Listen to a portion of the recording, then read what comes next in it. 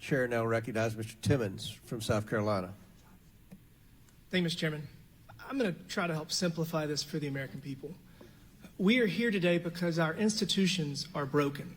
The DOJ, the FBI, the IRS have transformed from a balanced apparatus of justice into the political weapon of the left, a process that I believe began during the Obama administration.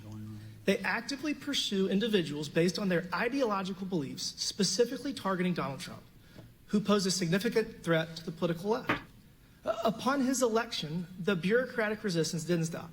Their hatred for Trump permeated throughout their work, attempting to cripple his administration almost every turn. And for the last 30 months, the DOJ, the FBI, and the IRS have worked to not only protect the criminal actions of the Biden family, but to continue persecuting President Trump. Some describe this as a two-tier system of justice, but what it really is, it's a system deliberately and systematically prosecuting individuals within the Trump orbit due to their hatred for President Trump. Simultaneously, they cover up the crimes of the current president and members of his family, all while issuing selectively timed and perfectly planned indictments against President Trump. Today, we are joined by two whistleblowers from the IRS. There are also whistleblowers from within the FBI and the DOJ. All these people are stepping forward now because after the 2022 election, the American people have entrusted the House majority to Republicans, granting us subpoena power. With gavels in hand, we now possess crucial evidence just months into our investigations. The American people can see plain as day the corruption, bribery, and criminal actions of the Biden family. We are here to do the jobs that the DOJ, the FBI, and the IRS refuse to do. They have failed to fulfill their duties and properly investigate the Biden family and their international bribery schemes, which resulted in million-dollar payouts. I want to again thank you both for coming forward. I cannot imagine how difficult this has been on you and your family. I think the best use of my time is to help simplify the complex scheme for the American people. Help do the job that DOJ, IRS, and FBI, they just refuse to do. We talk about China, we talk about Romania, Ukraine, it all seems complicated. But this scheme was born in 2014 in Ukraine and then replicated in other countries. Ukraine is the proof of concept, if you will. This is the scheme, simple. Foreign client has a problem, pays a Biden. Vice President Biden travels to the country. Vice President Biden leverages U.S. influence to force a favorable outcome for the client. The Biden family earns their fee. That's the scheme. That's the scheme. So let's just start with Ukraine so I can just show you the proof of concept. I'm going to walk you through the timeline. In 2014, Burisma has a problem. They want to get their stock listed on Wall Street. But the prosecutor general is investigating corruption, and they can't get the outcome they want in New York. So what do? They hire Hunter Biden, pay him millions of dollars. Mr. Ziegler, my only question for you is going to be, if I can direct you to page 99 of your transcript, is it accurate to say Hunter Biden received millions of dollars from Burisma? Yes, that would be accurate. Thank you. To the American people, I want to point out briefly that Hunter Biden has absolutely zero qualifications in this industry or in business in general, but he does have the big guy. November 2nd, 2015, in an email to Hunter, Burisma executive says that he's demanding a high-level U.S. official visit Ukraine to force out Shokin. This is in an email obtained from Hunter Biden's laptop. November 14th, 2015, Hunter Biden confirms the big guy's on the way. Vice President Biden's coming. Have no fear. December 7th through 9th, Biden has an official visit using U.S. tax dollars, threatens President Poroshenko to withhold $1 billion loan guarantee if Shokin isn't fired. He lied about this during the campaign. He specifically said it wasn't true. Sure enough, Shokin's fired. If you have any questions about whether he fired him, January 23rd of 2018, he brags about it years later. Ladies and gentlemen, American people, that's the scheme. That is the proof of concept. They replicated it again and again because they never dreamt Biden would be president. No one did. But he is our president. And because of his actions, because of him selling policy decisions to adversaries abroad for personal gain, he is vulnerable. He is vulnerable. And our national security is vulnerable because of it. We are not here to prosecute Hunter Biden. We don't care about Hunter Biden. We care about our country's national security decisions and whether our president is compromised. That's why we're here. That is why we're here. With that, Mr. Chairman, I yield back. Gentleman yields back. Chair now recognizes Mr. Conley from Virginia. Thank you, Mr. Chairman, and thank you both for being here today. my friend from South Carolina said he was going to simplify it for the American people. I think he succeeded. So simple as to be unrecognizable. And if we're going to talk about Ukraine and Burisma, let's remember that the President of the United States, not Joe Biden, Donald J. Trump, was impeached over a phone call to the President of Ukraine wanting to get dirt on this very subject, on this very individual, with this very company, and withheld military equipment desperately needed, as we now know, including Javelin missiles, which are very useful in anti-tank warfare, to get it, for which he was impeached, quite correctly. But my friends on the other side of the aisle all voted against that. They had no problem with that kind of interference that directly affected national security. Mr. Shapley and Mr. Ziegler, you both testified about the fact that you've been subject to criticism, ridicule, public disclosure, perhaps menacing comments because you've come forward. Is that correct?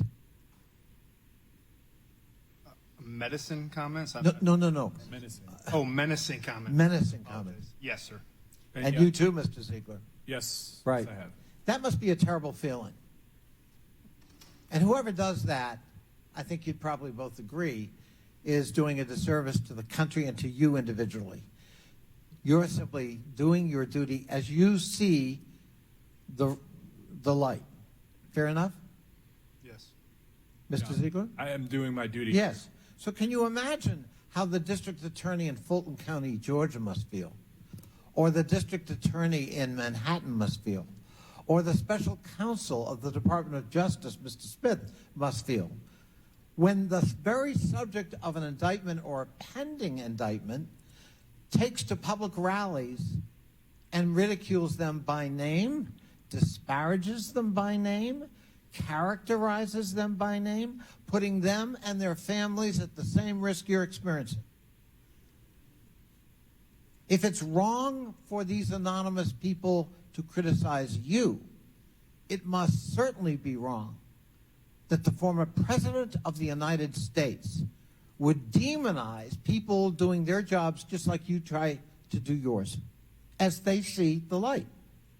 You can disagree with their judgment, but it's not right to disparage their character. And what's so ironic about this hearing is, again, not one mention on the other side of the aisle about that malign behavior by the very subject of the indictment.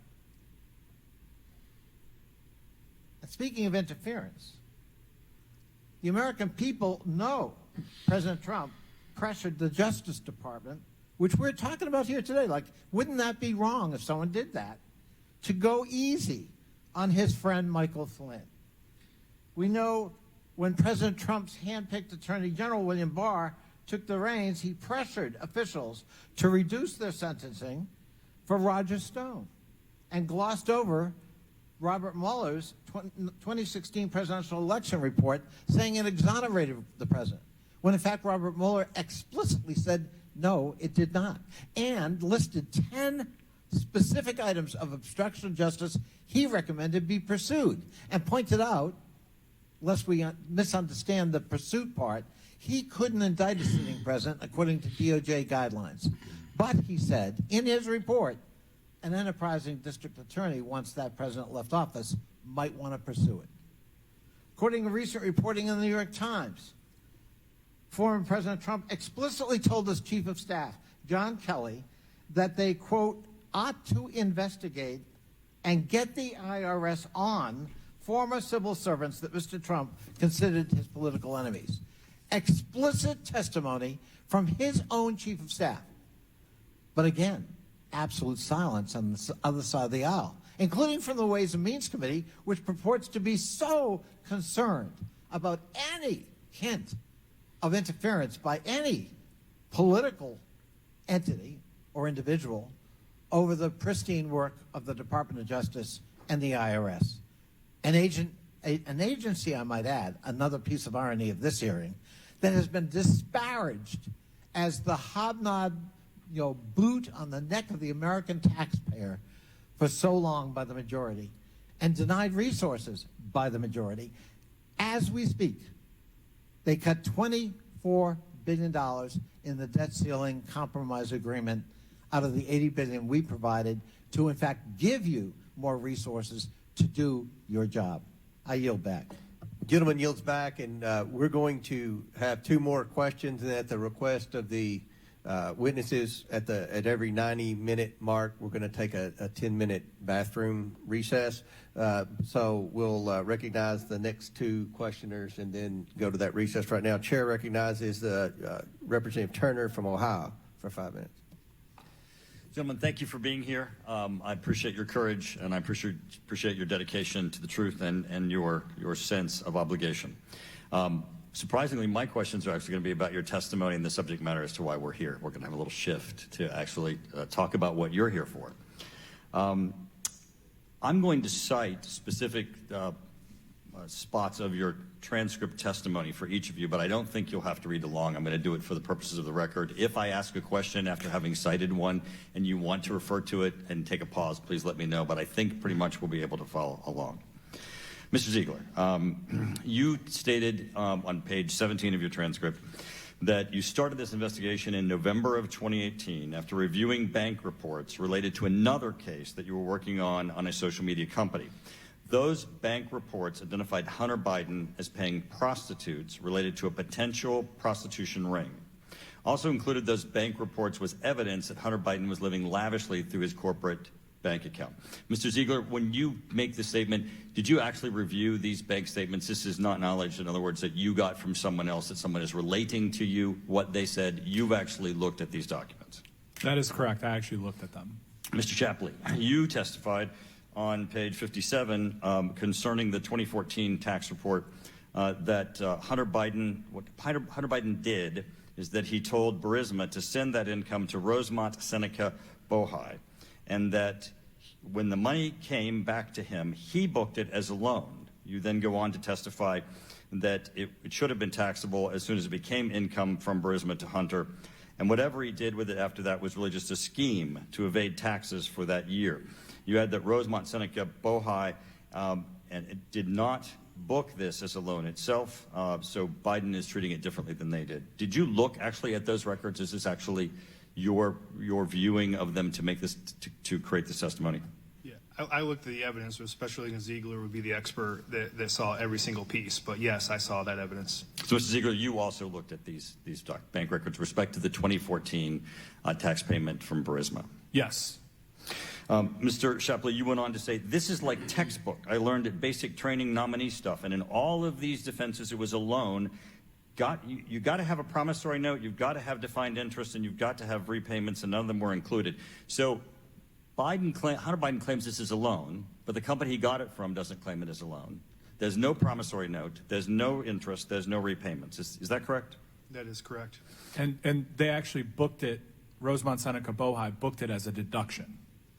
As a deduction, meaning it would have been a payment to him, and so it would have been deductible to them. Correct. Income to him, then payable with tax. Excellent. So, but it wasn't just the bank documents that you looked at. You also had the opportunity to look at a memo from Eric Sherwin, and Eric Sherwin was actually Hunter Biden's accountant. And Mr. Shapley, in your testimony, page 57, you included Exhibit 4, a memo from Hunter's accountant saying, you're going to owe tax on this $400,000. So you've got the accountant even agreeing with your position that this is income and that there should have been income tax paid on it. Correction to that is that I did not provide this document. This was provided by the committee. Okay, excellent. Well, we have it then in the public testimony, public record of his accountant agreeing. So both of you, I think, indicate that the taxable amount of the $400,000 would have been about $125,000 that Hunter Biden would have had to pay on the $400,000 of income. Is that correct, Mr. Shapley? That's correct. Mr. Ziegler? Yes, that's correct. And you've had no evidence in all the records that you've looked at that those taxes were ever paid? No, they were not. Yeah, no, they were not paid by Hunter Biden. And since the statute of limitations was allowed to run, Mr. Shapley, you go on to state that in order for him to pay this, he'd have to pay it voluntarily, that the government doesn't have a way to compel him to pay it because they've allowed the statute of limitations. It's not he got out of criminal, he got out of having to pay the tax, right? That's correct. The civil and criminal statute of limitations have expired for that tax year. So he has in his pocket $125,000 of money that should have gone to the federal government as taxes. When in the state of Ohio, you've got average family earning about $62,000 a household. That's like 2 full households of tax income that he got to keep in his pocket. The thing I wonder is that he could pay that today, right?